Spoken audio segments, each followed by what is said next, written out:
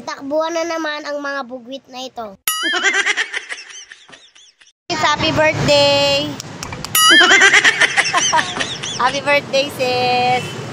Ano masasabi mo? Nagaruan daw ako ni Mami ng labubo. Wow! Yan, $4 na naman nga, family! Sumakay na nga kami ng FX kasi wala naman kaming kotse. Kaya naman manifesting, magkakakotse rin kami balang araw. Diba mga kapatid? Nandito na nga kami sa mall. Saan isi-celebrate ang birthday ko.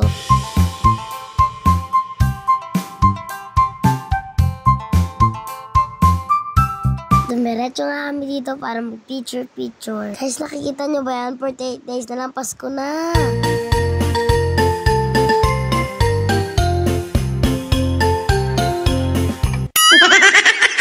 Mirror shot nga muna si bakla.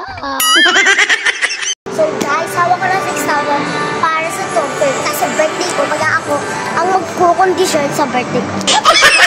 Siyempre nang lalaroan namin. Topper! So guys, hawak ko na ang pera para sa token. Ready na akong ready. So tara na. Worth 600 pesos nga nabili kong token, guys. Ayan nga, inayos na ni Papa ang token para sa aming tatlo. Walang dayaan. Pati na nga ang aming token!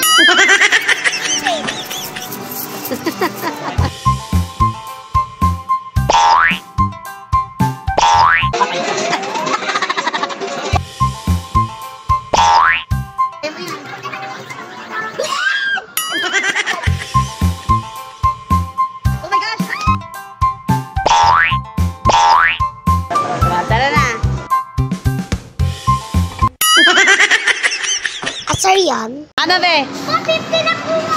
Galing! Wow!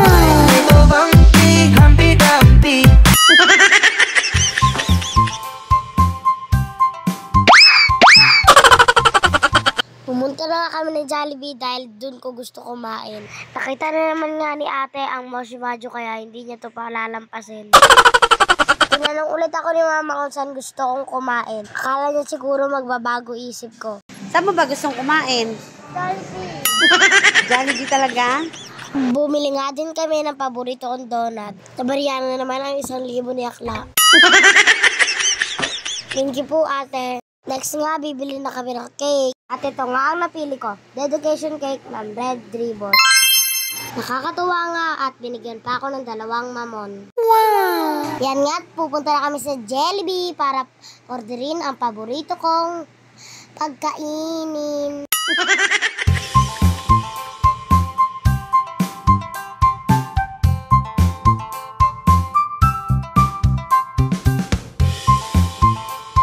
₱3,000 nga binigay ko kay ate cashier at sinuklian niya nga ako ng ilang violet. Sa mga oras na to, stress na ako, guys. Magkikitsuna pa kasi kami, ilan na lang tong hawak ko.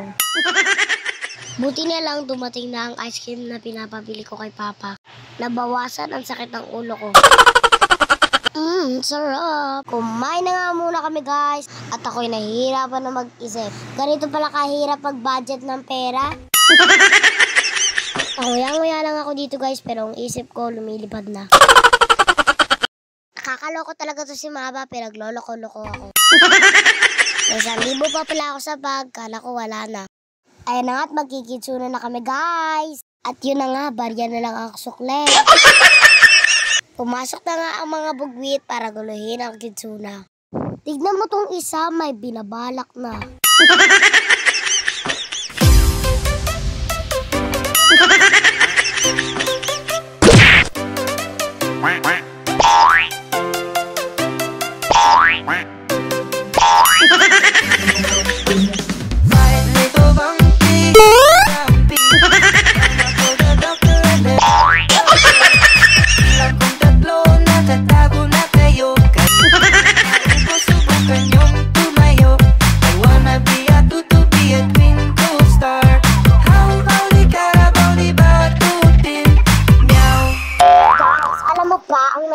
Natira na lang sa pera ko, 200.